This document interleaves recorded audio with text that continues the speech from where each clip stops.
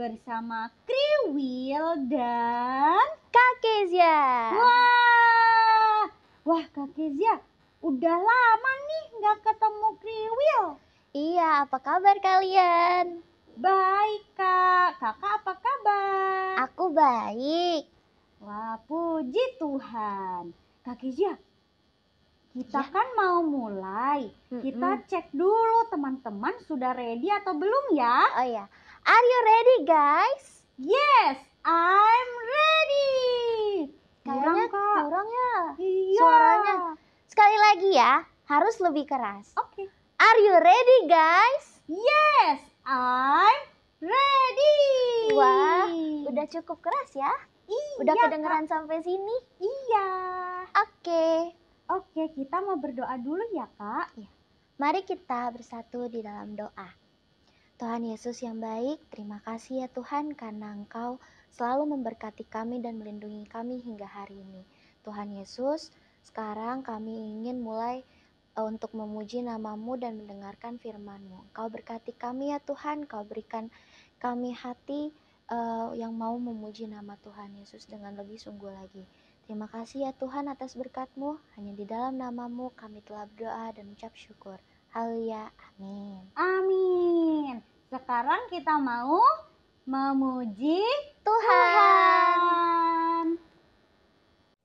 Shalom teman-teman. Shalom. Saat ini kita memuji Tuhan dengan penuh sukacita.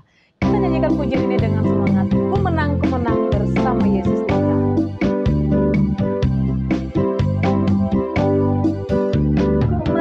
Ku menang bersama Yesus Tuhan. Ku menang di dalam peperangan. Ku menang atas segala setan. Haleluya, haleluya. Ku menang. Ku menang bersama Yesus Tuhan. Ku menang di dalam peperangan. Ku menang atas segala setan. Haleluya, haleluya. Ku menang, haleluya. Haleluya, dia bangkit. Haleluya, dia hidup. Haleluya, dia naik. Roh Kudus turun. Haleluya. Haleluya, dia bangkit. Haleluya, dia hidup. Haleluya, dia naik. Roh Kudus turun. Roh Kudus turun. Nah, teman-teman, sebelum kita mendengarkan firman Tuhan, kita akan mengangkat satu pujian.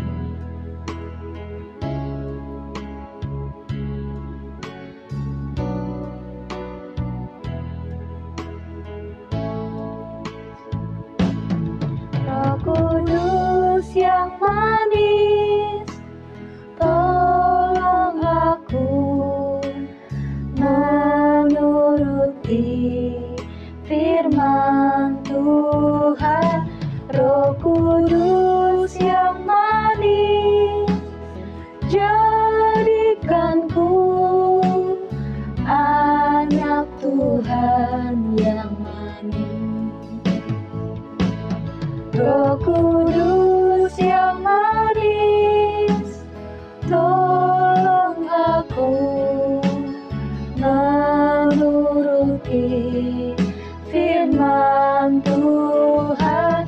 Roh Kudus yang manis, jadikanku anak Tuhan yang manis.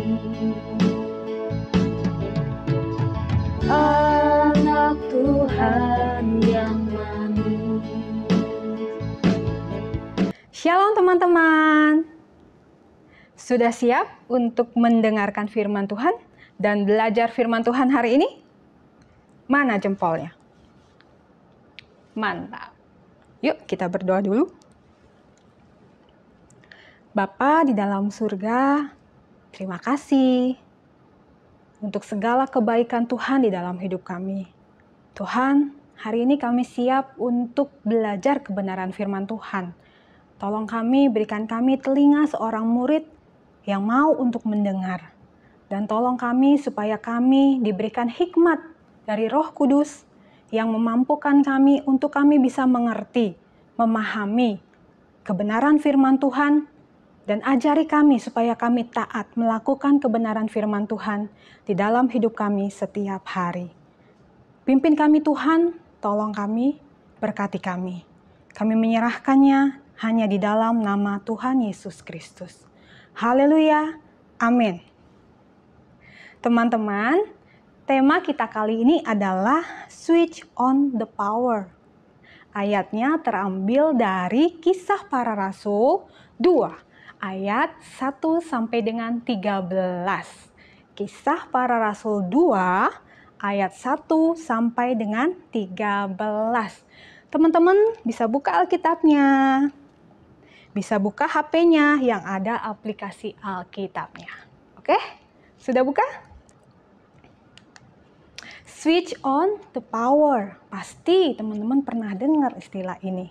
Switch on ya. Nyalahkan ya, menyalahkan. Switch on the power, menyalahkan daya atau kuasa. Menyalahkan daya atau kuasa. Nah, teman-teman perhatikan, ini gambar apa? Gambar apa? Ada yang tahu? Tombol power ya. Biasanya teman-teman akan temukan ya gambar ini atau tanda ini di beberapa barang elektronik seperti remote ya, remote TV atau laptop. Ya kan? Nah, tombol power ini harus diapakan supaya televisi atau laptopnya bisa berfungsi, bisa nyala, bisa hidup, bisa aktif. Harus diapakan? Harus di-push, ditekan, ya kan? Harus diaktifkan, harus dihidupkan, harus dinyalakan supaya barang elektronik atau TV misalnya atau laptop bisa berfungsi dengan baik, bisa nyala dia, bisa aktif, bisa hidup dia. Nah, sama halnya dengan tombol power yang ada di dalam diri kita, teman-teman. Teman-teman tahu, kita punya tombol power loh di dalam diri kita. Dan itu harus dihidupkan, dinyalakan, diaktifkan. Supaya apa? Supaya hidup kita berfungsi dengan maksimal. Nah, teman-teman, minggu ini kita merayakan hari Pentakosta. Ada yang tahu apa itu hari Pentakosta? Ya, hari pencurahan Roh Kudus. Roh Kudus sudah dicurahkan kepada murid-murid 2000 tahun yang lalu. Dan Roh Kudus yang sama, kuasanya yang sama, juga sudah dicurahkan kepada kita saat ini. Roh Kudus sudah dicurahkan buat kita. Namun, kadang ya kita lupa, ya kan? Atau pura-pura lupa kayaknya Kak ya. Kalau Roh Kudus itu sudah dicurahkan buat kita. Ya kan? Kita lebih cenderung memilih kuasa itu dibiarkan dalam mode off. Mode off, ya, bukan mode on. Nah, teman-teman, Kak Vita bawa apa nih? HP ya, HP. Handphone ya. Handphone ya. Kalau kita buat dalam mode off ya, berarti power off ya. Kita buat dalam mode off, berarti handphonenya apa? Mati, ya kan? Mati dia. Nggak berfungsi dia. Kita nyalakan.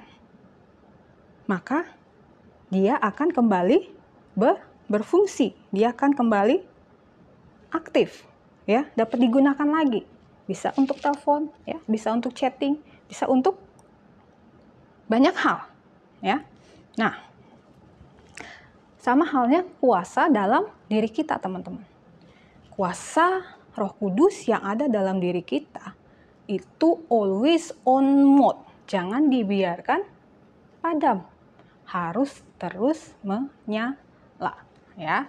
Nah, sekarang kita baca dulu di Kisah Para Rasul 2 ayat 1 sampai dengan 13, ya. Kita baca sama-sama ya. Jadi ketika tiba hari Pentakosta, semua orang percaya berkumpul di suatu tempat. Ya, mereka berkumpul di suatu tempat. Terus tiba-tiba apa yang terjadi? Tiba-tiba turunlah apa? Dari langit bunyi seperti tiupan angin keras sekali yang memenuhi seluruh rumah itu. Coba kalian bayangkan, ya, tiba-tiba ada bunyi tiupan angin yang sangat keras sekali. Mungkin kalian pernah lihat ada badai, ya, badai angin, ya, gimana suaranya, gemuruh sekali kan? Mungkin seperti itu, ya, seperti pohon-pohon pada mau jatuh, ya, berjatuhan, ya kan? Wah, kelihatannya serem sekali, ya. Suaranya kencang sekali, ya. Nah, ketika tiupan angin itu keras terjadi, terus tampak apa?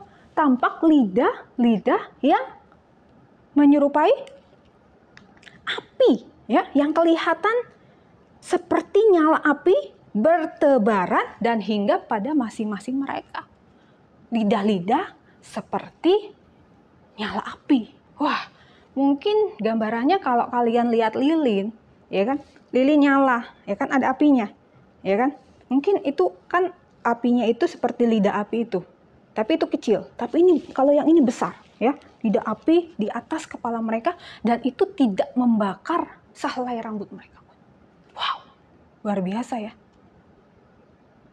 Ada tiupan angin keras, ada lidah-lidah api, kemudian apa yang terjadi? Maka penuhlah mereka dengan Roh Kudus. Ketika mereka penuh dengan Roh Kudus, mereka mulai apa?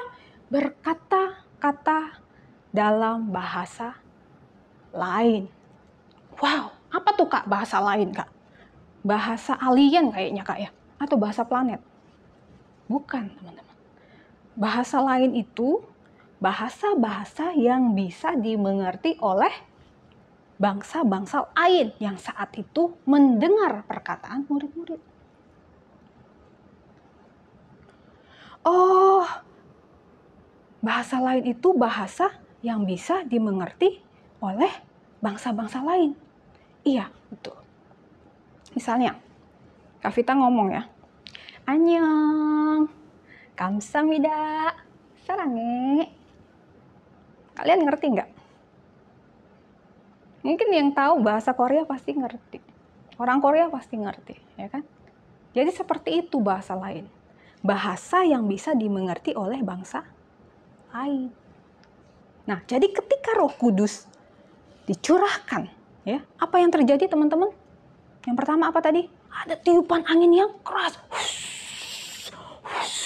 Kemudian lidah-lidah api, ya, seperti nyala api turun hinggap, ya, di kepala mereka masing-masing. Penuh mereka dengan Roh Kudus dan mereka mulai berkata-kata dalam bahasa yang lain. Adik-adik mau nggak hal itu terjadi pada adik-adik? Atau adik-adik mengalami hal seperti itu? Waduh, Kak, yang bener aja nih Kak Vita nih bercanda. Aduh, Kak, kita mah masih kecil, Kak. Masih bocil. Mana mungkin, Kak? Loh. Bisa nggak, teman-teman? Teman-teman tahu nggak cerita Daud? Tahu pasti, ya. Daud, ketika dia diurapi menjadi raja, itu Daud masih unyu-unyu loh. Masih unyu-unyu dia. Sebelum diurapi, Daud tuh hanya seorang gembala. Biasa mengembalakan domba. Tapi ketika dia sudah diurapi, ya, apa yang terjadi? Daud itu yang unyu-unyu, ya, yang kata Alkitab pipinya masih kemerah-merahan, masih sangat muda dia, ya, dengan berani berhadapan dengan siapa? Goliat. Goliat apa? Raksasa yang tinggi, besar sekali itu. Daud yang masih imut-imut itu, yang kecil itu, berani melawan Goliat yang besar. Bahkan dia bisa mengalahkan Goliat, bahkan membunuh Goliat hanya dengan apa? Batu dan umbal, ya. Dia taruh batunya, dia putar, petok, ya kan? Kena ke dahinya. Mati Goliat. Kuasa dari mana yang Daud dapatkan? Kuasa dari Tuhan, dari Roh Kudus. Daud bisa mengalahkan Goliat. Kuasa yang sama itu, teman-teman, juga diberikan buat kita, buat teman-teman semua. Jadi teman-teman bisa dong seperti Daud, ya, mampu untuk melakukan perkara yang dahsyat, bahkan berani untuk cerita tentang perbuatan Tuhan yang dahsyat kepada banyak orang, bahkan orang yang belum kenal Tuhan. Namun nih masalahnya, kita tuh sering lupa atau pura-pura lupa, ya kan, untuk switch on the power. Kita lupa untuk switch on the power. Kita tidak mau mengaktifkan kuasa Roh Kudus itu yang ada dalam diri kita. Kita lebih memilih untuk berdiam diri aja, silent night loh. Lebih sering memilih untuk diam. Udahlah Kak, aku masih bocil Kak, masih kecil Kak. Nanti aja Kak kalau aku sudah besar, ya kan? Nanti kalau udah besar ngomong lagi, udahlah Kak jangan. Nanti kalau aku sudah tua aja. Loh, kapan mengaktifkan kuasa Roh Kudusnya itu kapan? Kita harus mengaktifkan kuasa Roh Kudus yang ada dalam diri kita. Kita mau switch on the power. Ya, kita mau mengaktifkan kuasa Roh Kudus. Nah pertanyaannya bagaimana caranya Kak mengaktifkan kuasa Roh Kudus itu? Ya kan? Nah yang pertama nih, kita mau belajar. Yang pertama, kita harus terhubung dengan Roh Kudus. Bagaimana caranya kita bisa mengaktifkan Roh Kudus yang ada dalam diri kita? Pertama, kita harus terhubung dengan Roh Kudus. Kita harus terhubung dengan sumbernya, yaitu Roh Kudus. Kita harus connect dengan Roh Kudus.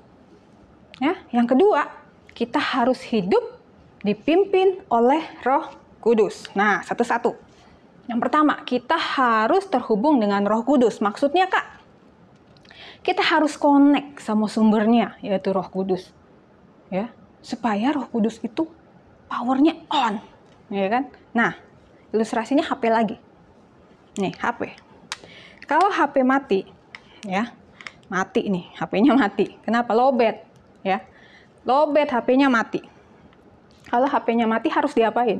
Supaya dia aktif lagi, supaya dia nyala lagi, supaya dia bisa berfungsi lagi. Harus diapain, teman-teman? Dibanting. Wah, jangan dong. Kasihan HP-nya.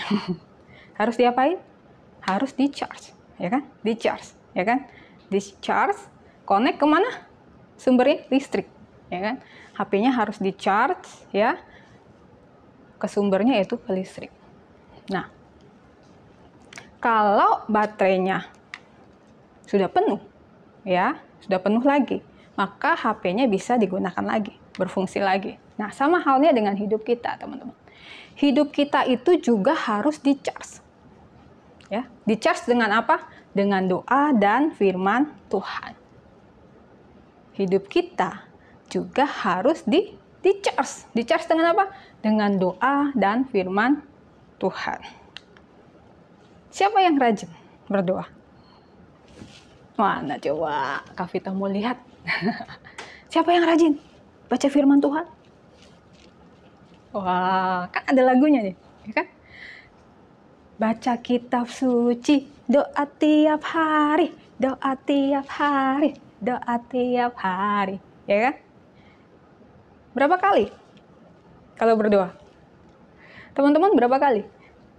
Setiap hari itu berapa kali teman-teman berdoa dan baca firman Tuhan? Kalau HP, ya, HP tadi ya, HP. Itu kalau sehari di-charge berapa kali? Oh, sebulan sekali aja, Kak. Oh, setahun sekali aja, Kak. Yang benar.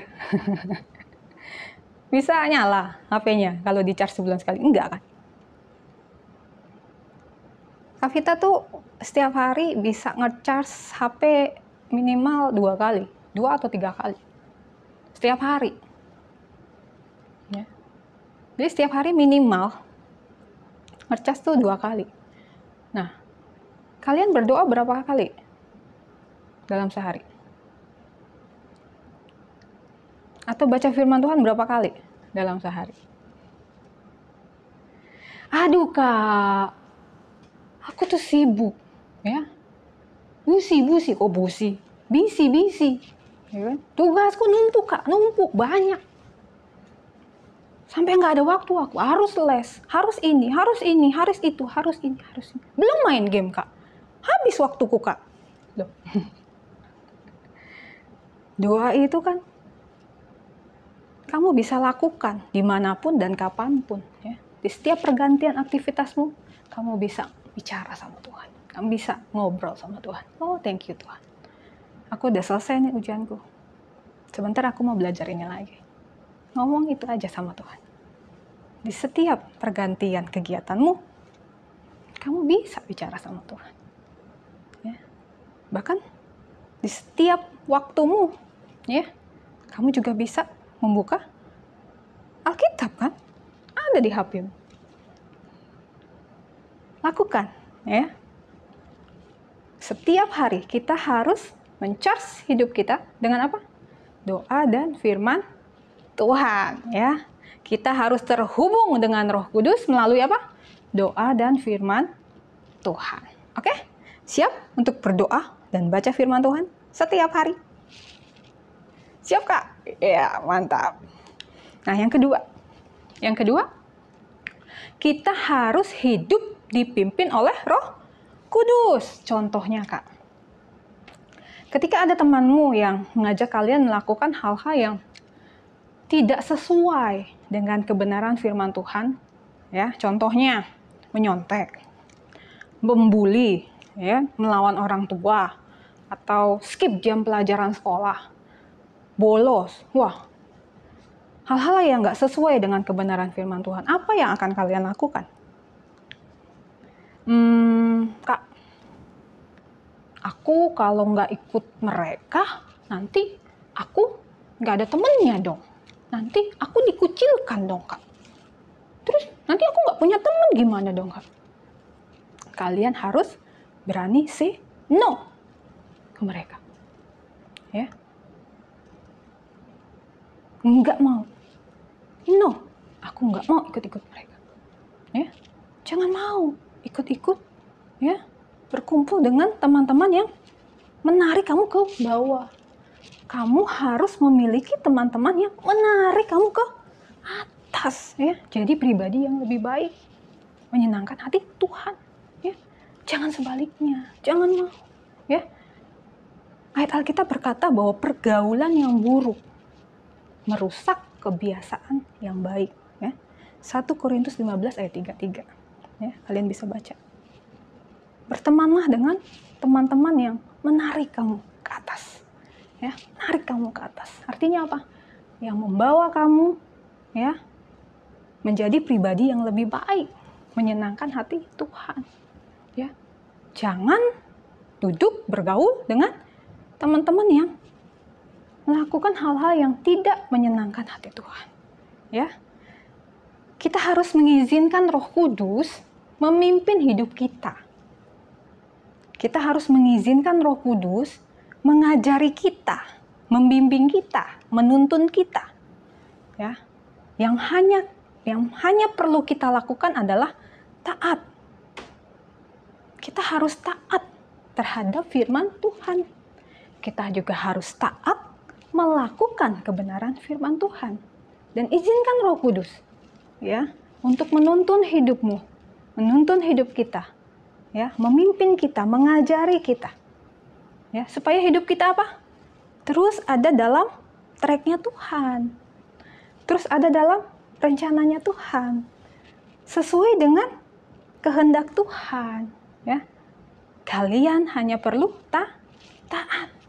Taat terhadap tuntunan Roh Kudus.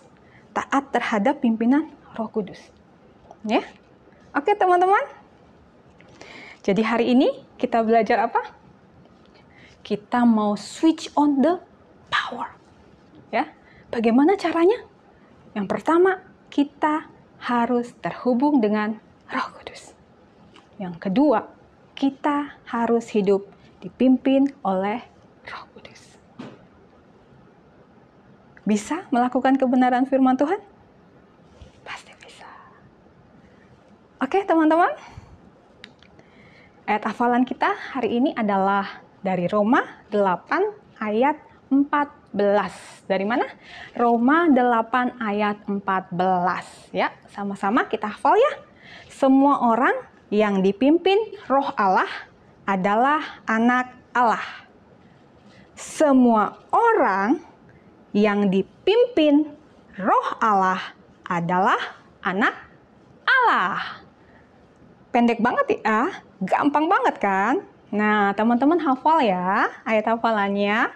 Dan jangan lupa kirimkan videonya ke Sekolah Minggu di Udara. Oke teman-teman, firman Tuhan sudah disampaikan. Biarlah firman Tuhan boleh tertanam dalam hatimu, menjamah hatimu, memberkatimu. Jika teman-teman ada permohonan doa atau ingin didoakan, teman-teman bisa kirimkan. Bisa kirimkan pokok-pokok doa ke kakak-kakak guru sekolah minggu ya. Oke? Nah, sekarang kita berdoa.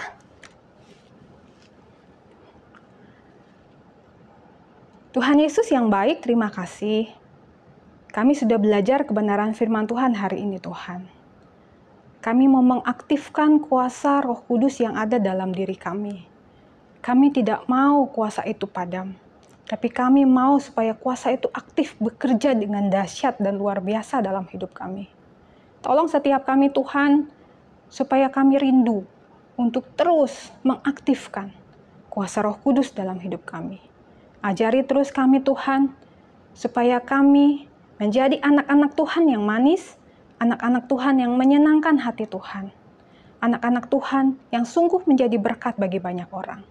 Berkati setiap anak-anak-Mu Tuhan yang sudah mengikuti ibadah sekolah minggu di Udara. Tuhan memberkati mereka. Tuhan mencurahkan Roh Kudus-Mu Tuhan, tercurah atas setiap anak-anak-Mu di dalam nama Yesus. Berkati, penuhi mereka dengan kuasa Roh Kudus-Mu. Pakai hidup mereka. Jadikan mereka alat yang dahsyat luar biasa. Menjadi berkat bagi banyak orang. Terima kasih Bapa yang baik. Kami sungguh menyerahkan semuanya hanya ke dalam tangan Tuhan. Tuhan juga memberkati orang tua mereka. Berkati dalam setiap usaha pekerjaan mereka, pelayanan mereka, semua yang mereka buat dan kerjakan. Tuhan buat berhasil di dalam nama Tuhan Yesus. Terima kasih Bapa yang baik. Kami menyerahkan semuanya hanya ke dalam tangan Tuhan. Terpujilah Engkau Tuhan. Kami berdoa dan mengucap syukur. Haleluya. Amin. God bless you. Shalom. Nah, teman-teman sudah dengarkan firman Tuhannya dengan baik kan? Teman-teman dapat apa dari firman Tuhan hari ini? Kalau aku sih Kak, aku mendapatkan pelajaran bahwa Roh Kudus itu sudah dicurahkan untuk hidup kita. Jadi teman-teman harus bisa ya mengaktifkan kuasa Roh Kudus di dalam hidup kita, supaya hidup kita bisa selalu dipimpin oleh Roh Kudus. Nah, benar banget teman-teman. Kita harus hidup selalu dipimpin oleh Roh Kudus. Nah, sekarang kita mau ngerjain aktivitas nih. Aktivitasnya apa tuh Kak? Pokoknya seru banget. Yuk kita kerjakan sama-sama. Ayo. Shalom teman-teman. Hari ini kita akan mengerjakan aktivitas. Teman-teman bisa siapkan bahan-bahannya ya. Ada pensil warna, ada gunting, ada sedotan. Sedotannya yang kecil ya. Ada kertas origami warna biru. Dan ada gambar burung merpati.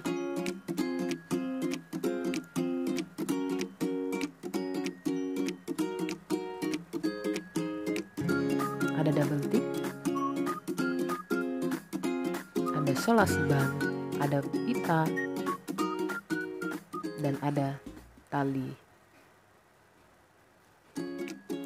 Teman-teman bisa menggunting lingkaran yang ada pada kertas. Setelah itu kita tempel dengan origami warna biru. Tempel dengan rapi ya teman-teman. Setelah itu kita gunting gambar burung merpati. Dan setelah itu kita gunting sedotan dan tempelkan kepada kertas origami yang sudah kita lingkari tadi. Kita tempel double tip untuk menempel burung yang sudah kita gunting tadi.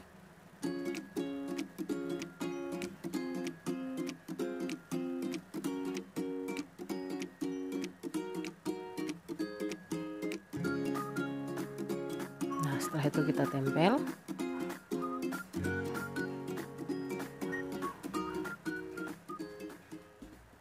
Setelah itu kita bisa gunting lidah api. Gunting sesuai dengan pola ya teman-teman. Setelah itu kita bisa mewarnai lidah api.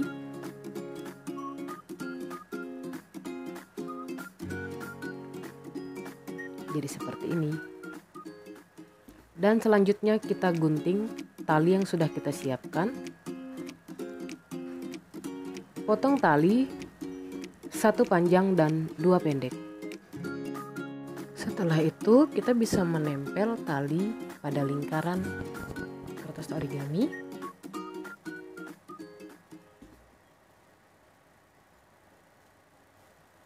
Tali yang panjang kita bisa tempel di bagian tengah ya teman-teman.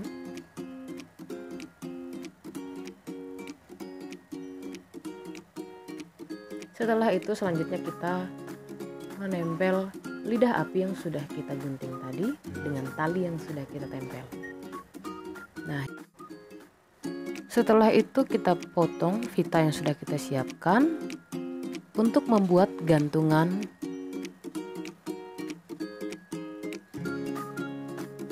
Kita bisa menempelnya menggunakan selotip. Nah, jadi seperti ini ya teman-teman. Oke, selesai. Selamat mengerjakan. Tuhan Yesus memberkati. Gimana teman-teman? Aktivitasnya seru kan? Seru banget. Nah, jangan lupa untuk kerjakan aktivitas kalian dan dikirimkan ke sekolah minggu di udara ya. Oke. Ya, teman-teman, ibadah sekolah minggu kita sudah selesai. Happy Sunday. God bless you. Bye-bye.